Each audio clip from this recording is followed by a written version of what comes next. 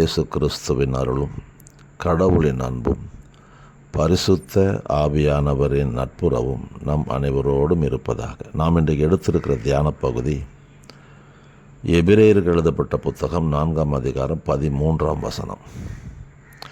படைப்பு எதுவும் கடவுளுடைய பார்வைக்கு மறைவாக இல்லை.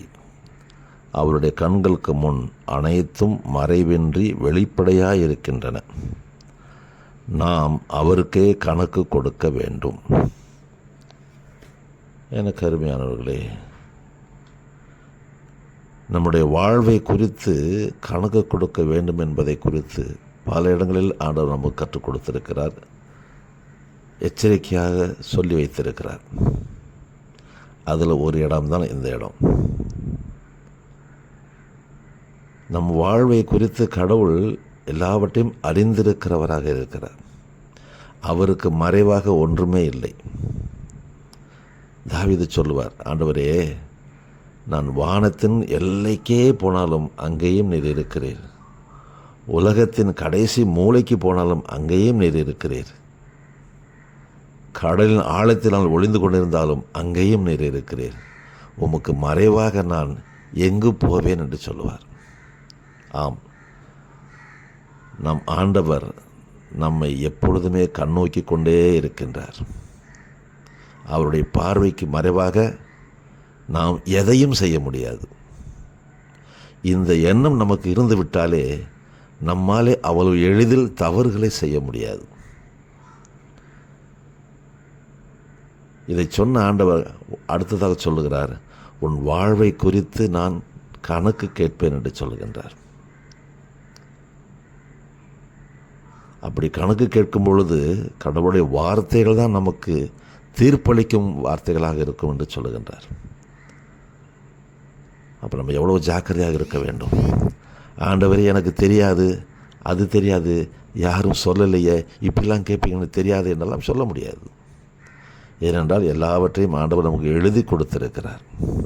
சொன்னால் மறந்துடுவோன்னு எழுதி கொடுத்திருக்கிறார். சரி, எவற்றையெல்லாம் குறித்து கணக்கு கொடுக்க வேண்டும்? முதலாவது, நாம் வாழ்கிற இந்த வாழ்க்கையை குறித்து கணக்கு கொடுக்கணும்.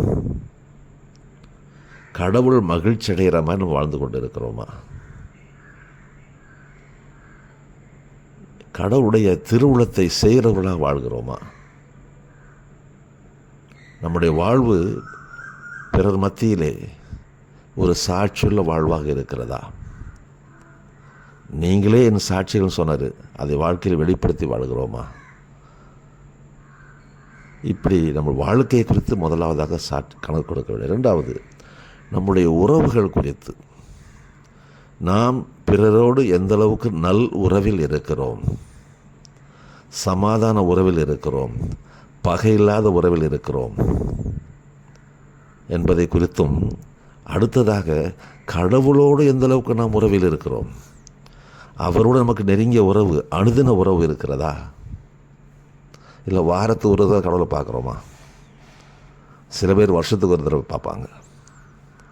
எந்த அளவுக்கு நாம் பிறரோடு கொண்டுள்ள உறவிலும் கடவுளோடு கொண்டிருக்கிற உறவிலும் போதுமான அளவுக்கு உறவு கொண்டு இருக்கிறவங்க இருக்கிறோம், ஆண்டவர் பாராட்டுற அளவுக்கு இருக்கிறோமா? இதை குறித்து கணக்கு கொடுக்கணும். மூன்றாவது, ஆண்டவர் நம்மிடம் ஒப்படைத்த காரியங்களை குறித்து கணக்கு கொடுக்கணும். குடும்பத்தை கொடுத்திருக்கிறார், கணவன் மனைவி பிள்ளைகள் பெற்றோரை கொடுத்திருக்கின்றார், உடன்பிறப்புகளை கொடுத்திருக்கிறார், நல்ல தொழில் அல்லது வேலை வாய்ப்பு கொடுத்திருக்கிறார். அந்த இடத்துல எப்படி செய்கிறோம்? நம்ம கொடுக்கப்பட்ட திருப்பணி, கடவுளுடைய பணியை கொடுத்திருக்கிறார், அதை எப்படி செய்கிறோம்? இப்படி நமக்கு நம்மிடம் ஒப்படைக்கப்பட்டவர்களை குறித்து நாம் கணக்கு கொடுக்கணுமா? நான்காவதாக அவர் கேட்கின்றார், நாம் செய்த ஒவ்வொரு செயல்களை குறித்து கணக்கு கொடுக்கணும். நல்ல செயலை செய்திருக்கிறோமா, தீய செயலை செய்திருக்கிறோமா, ஆனால் விரும்புகிற செயலை செய்திருக்கிறோமா, விரும்பாத செயல்களையும் செய்திருக்கிறோமா என்று நாம் செய்கிற ஒவ்வொரு செயலை குறித்து கணக்கு கொடுக்கணும். கடைசியாக ஆண்டவர் நம்மிடம் கணக்கு கேட்க வரும்போது நம்முடைய வார்த்தைகள், நம்முடைய இதயத்திலிருந்து எழுகிற எண்ணங்கள் மூலமாக வெளிவரும் வார்த்தைகளை குறித்து கணக்கு கொடுக்கணும். அப்போ நாம் செய்கிற ஒவ்வொரு காரியத்தை குறித்தும் ஜாக்கிரதையோடு இருந்து கணக்கு கொடுப்பதற்கு தயாராக இருப்பது தான் ஆண்டவர் நம்மிடம் எதிர்பார்க்கின்றார். அதற்காக தான் எழுதி கொடுத்திருக்கிறார்.